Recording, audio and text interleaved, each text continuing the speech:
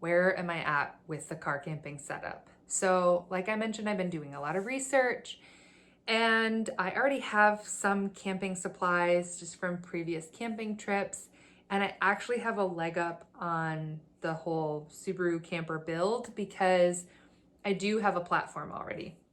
This platform came from way back in 2016 when I had graduated from grad school in Georgia and drove back to Michigan.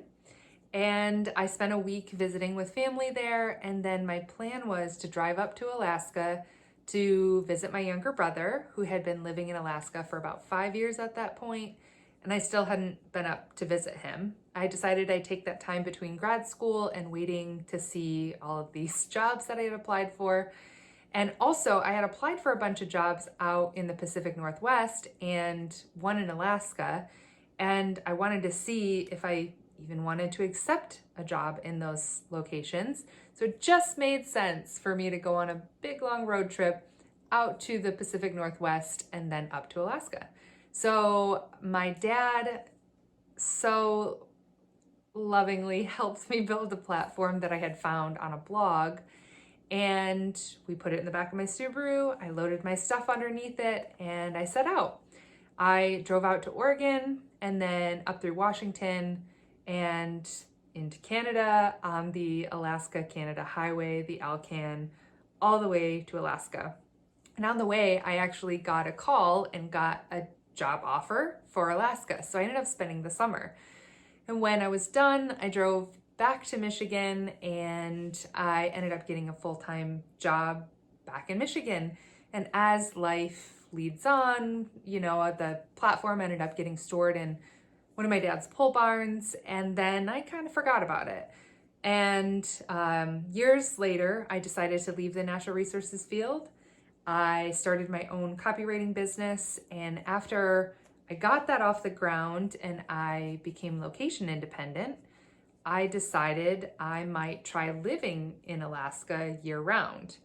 So I had not remembered the platform existed, but my older brother at the time had mentioned it to me when I was getting ready to leave. And so he helped me load it into my next Subaru. And then I packed it up again and drove up here to Alaska. And then I started renting a little cabin, and then I stored the platform. Really, when I sold that Subaru, I offered it to the guy that I sold it to, and I thought he'd take it. I mean, I thought it was a great leg up for car camping, but he didn't want it. And so I figured I might end up getting rid of it at some point.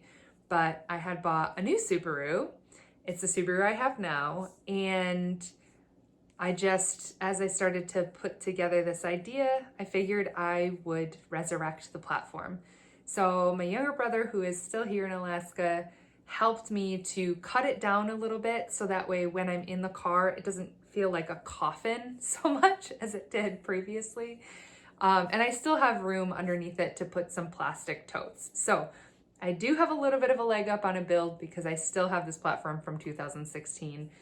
And we've got it in the car after cutting it down a little bit. So now from here on out, I'll be putting together things to make it work. I have the mattress that I originally had put on top of it because of course that came with the platform and has since lived here at my rental as well. So today I need to put that in the car. So you can come along for that process. Okay, I'm trying to fight with this thing. So here is my mattress. It is just a piece of foam cut down to be the right shape for fitting on the platform. And I'd say it's about maybe 4 inches thick. And I just have 2 twin sheets around it. So one on each side here to protect it from getting kind of scratched up by the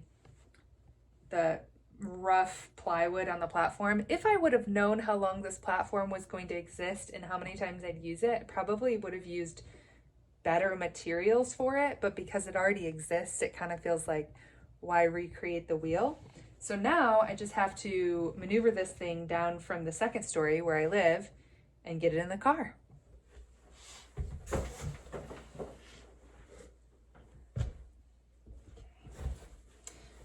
Ooh. Ah.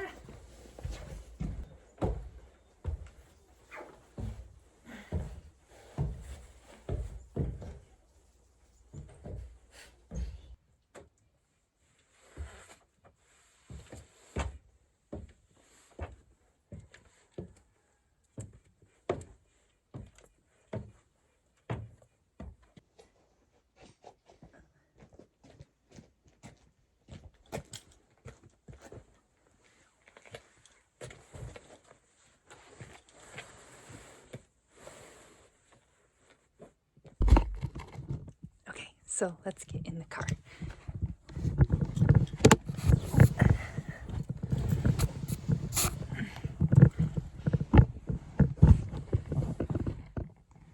So it's pretty comfortable. As you can see, there's some distance here between the top. Since we cut the platform down a little bit, it doesn't feel like I'm just in a coffin, which is really nice. But what looks nice here is if I had to, I can crawl from this seat into the front seat and drive away. Everything feels safer when you don't need to get outside the car. And then also under here, as you can see, there are these hinges, so I can flip this back when I am driving, and I just slide the mattress down a little bit in the car, and then that way I can move the seats back a little bit further. Everything is super comfortable up there.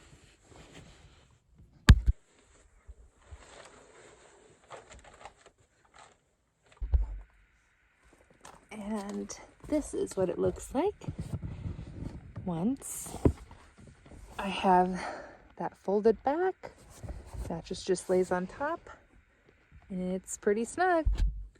Okay, have I tried to video this ending 100 times also? Yes. Why is this so hard?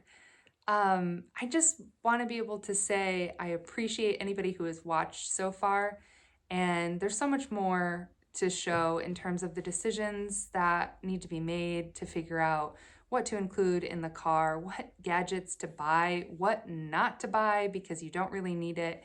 And I actually am hoping that I can crowdsource some help from people who have maybe gotten past this point or who have just had different experiences than me and can share.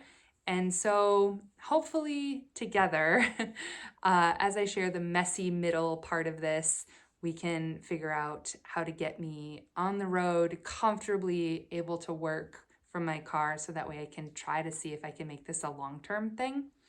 But I really appreciate all of the support in terms of people who are gonna stick around and watch that journey happen. So I thank you, and I look forward to sharing more in the future. Bye. Okay, so there's been a change here. Modified the platform so that way I can get that second row seat up, and I'll be able to fit something very special that I figured out I could not fit the other way.